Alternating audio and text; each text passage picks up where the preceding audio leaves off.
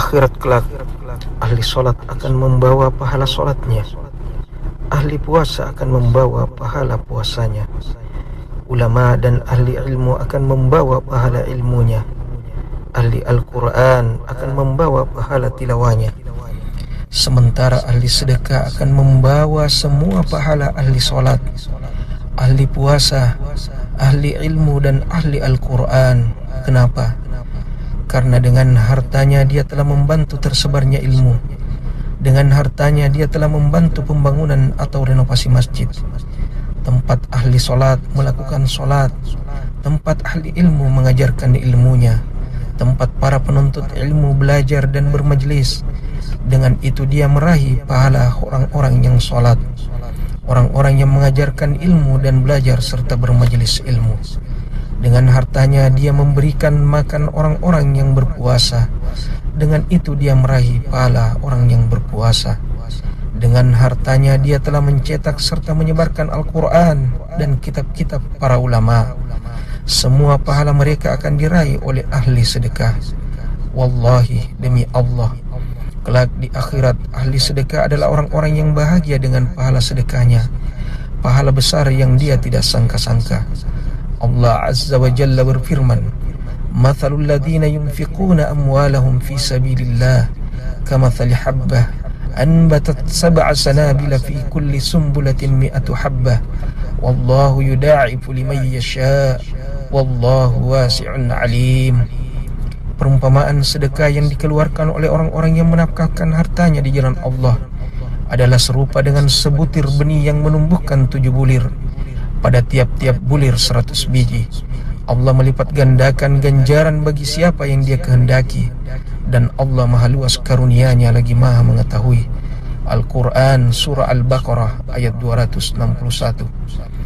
Betapa besar pahala bagi mereka yang berinfak di jalan Allah Azza wa Jalla. Allah melipat gandakan ganjaran bagi siapa yang dia kehendaki. Sungguh Allah maha luas karunia-Nya lagi maha mengetahui. Rasulullah sallallahu alaihi wasallam bersabda, "Man tasaddaqa bi'adli tamaratin min qasbin tayyibin wa la yaqbalu Allahu illa at-tayyibah wa inna Allah yataqabbaluha bi yaminihi thumma yurabbiha li sahibiha kama yurabbi ahadukum faluwah hatta takuna mithlal jabal." Barang siapa yang bersedekah dengan sebutir kurma hasil dari usahanya sendiri yang baik, sedangkan Allah tidak menerima kecuali yang baik saja, maka sungguh Allah akan menerimanya dengan tangan kanannya. Allah akan memelihara dan mengembangkan pahala sedekah tersebut, sebagaimana salah seorang di antara kalian memelihara dan membesarkan kuda kecilnya, hingga kelak di akhirat tiba-tiba dia melihat pahala sedekah sebesar gunung. Hadis ini sahih riwayat Al-Bukhari dan Muslim. Lihatlah, Allah Azza wa Jal tidak melihat seberapa besar yang kita sedekahkan, namun Allah melihat ketakwaan hati kita.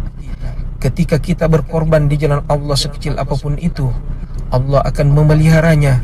Allah akan mengembangbiakannya menjadi besar, jauh lebih besar dari yang kita bayangkan.